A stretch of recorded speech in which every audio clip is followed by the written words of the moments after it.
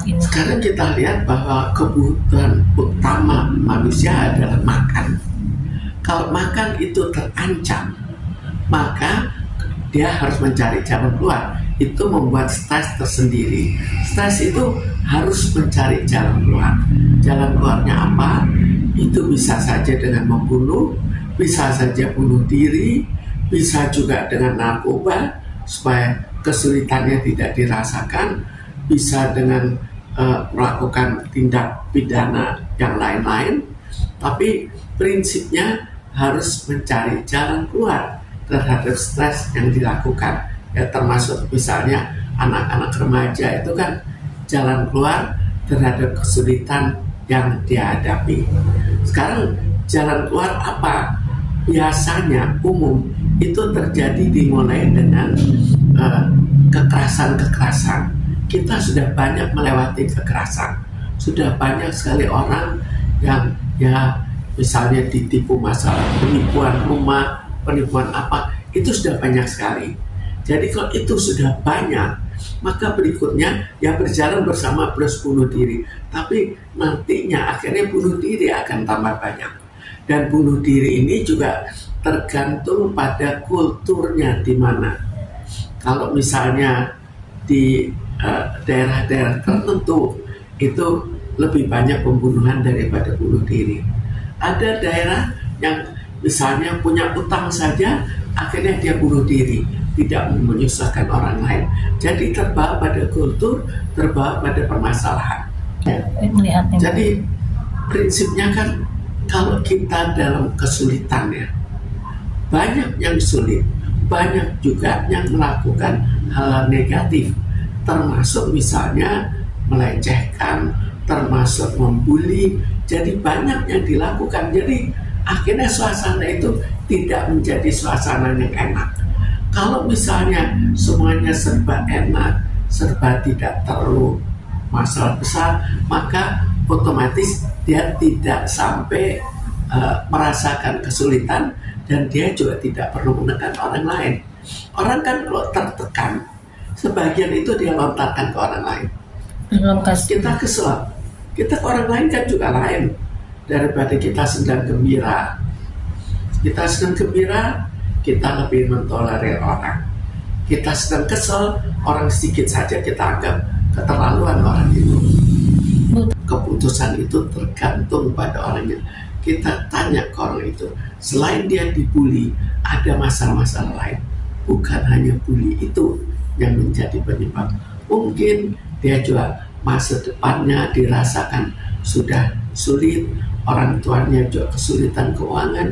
Jadi banyak, tapi pada saat ini memang kebanyakan berhubungan dengan uang, berhubungan dengan kesulitan keuangan, dan bisa juga karena orang lain kesulitan keuangan, maka melakukan tindakan yang kurang baik sehingga akhirnya kita juga terbawa stres. Sebetulnya kalau kita cari penyebabnya ya, itu bukan hanya satu. Jadi dia di samping bullying juga, samping mungkin di rumah dia juga dipersalahkan karena tidak naik kelas atau karena prestasinya kurang, lalu oleh guru-gurunya juga dianggap kurang dianggap. Jadi banyak penyebab yang menjadi hal-hal yang secara keseluruhan membuat dirinya terlalu stres dan merasakan tidak adanya masa depan. Jadi tergantung perasaan kita ya. Kalau kita sudah terlalu pesimis, kita anggap tidak akan teratasi masa depan. Misalnya, kalau misalnya ada seseorang, dia kesulitan keuangan, tapi dia beranggapan akan ada nantinya kemungkinan dia bisa dapat pekerjaan, maka dia akan menunggu. Tapi kalau dia merasakan tidak mungkin, saya juga untuk masuk kerja juga nyogok dan uang itu tidak ada, maka akan lain, maka dia akan beranggapan dia masa depannya sudah sangat terganggu, tidak ada harapan untuk masa depan.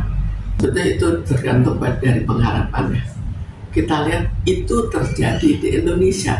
Coba kita lihat di Jepang, orang-orang level tinggi sekali, dia udah prestasinya bagus, karirnya bagus, tapi dia bunuh diri karena pengharapannya lebih tinggi lagi daripada itu, dan jika itu tidak tercapai dianggapnya ya masa depannya kurang. Ini sifat pesimis yang sudah terlalu mendalam dan merasa bahwa kehidupan ke depan sudah tidak ada lagi kehidupan. Pesan-pesan buat orang yang sangat pesimis itu apa, Bu? Layaknya, Bu. Sekarang kita tidak bisa, biasanya bukan pada saat itu, sebelumnya orang itu mengeluh. Kita tanya saja pada kasus-kasus bunuh diri, umumnya mereka sudah mengeluh sebelumnya. Dan pada saat mengeluh, di situ kita harus mendampingi dan mencoba mengatasi sifat pesimisme itu. Bisa juga orang luar juga bisa berperan, bisa juga tetangga, bisa keluarga, semua ikut berperan. Bu, ini kan ada bisa ikut berperan. Ini ada itu benar. Sekarang kita lihat gini, kemungkinan seseorang karena dia sudah terlalu pesimis, dia akan jauh dari iman. Dan kok jauh, apakah itu yang jadi penyebabnya? Atau memang sifatnya, perasaan dirinya. Jadi kita bayangkan ada orangnya, yang satu masing-masing mencari jalan keluar, yang satu masih ada harapan, saya berdoa terus. Akhirnya dia pergi ke masjid. Di masjid ada yang melerai dia, oh jangan begitu, oh apa. Jadi ada yang mendampingi. Ada lagi orang, saya sudah percuma lah, saya mau ke masjid mau apa, ternyata tidak ada yang melindungi saya. Maka bukan karena dia tidak beriman, tapi demikian pesimismenya sampai dia tidak lagi beriman. Ya, kita lihat dulu penyebabnya apa. Yang paling baik adalah penyebabnya diatasi. Tapi apakah itu bisa diatasi? Misalnya seperti sekarang, kalau misalnya bunuh dirinya adalah karena dia dikeluarkan dari pekerjaan, dia sudah utangnya banyak, terus dia kena pinjol apakah bisa diatasi dengan mudah? Ya, kita bisa melerai, begitu kita tidak ada, dia pesimis lagi. Jadi harus sesuatu yang dicari secara keseluruhan. Apakah dulu terjadi? Enggak juga. Jadi artinya bukan itu kepribadian atau sifat bangsa, tapi itulah situasi yang akhirnya menentukan, misalnya situasi keuangan. Perlunya itu stres secara keseluruhan itu harus dikurangi. Jadi ada beberapa cara pengurangan.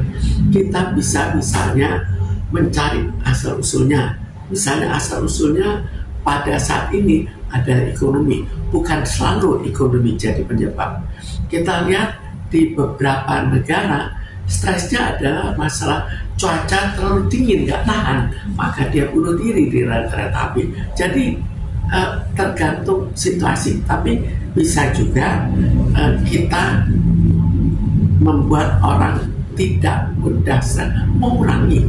Misalnya orang yang terlalu cepat stres dan jiwanya kurang kuat, itu dideteksi dan itu diadakan pengarahan secara bertahap, diadakan konseling. Jadi dari dasarnya, tapi bisa juga dari keuangan. Tapi apakah mungkin kita atasi dari keuangan? Kalau dari keuangan, ya misalnya korupsi diatasi, saya pikir bunuh diri akan otomatis berkurang. Tapi jangan hanya sedikit, benar-benar diatasi, maka keuangan tidak akan parah.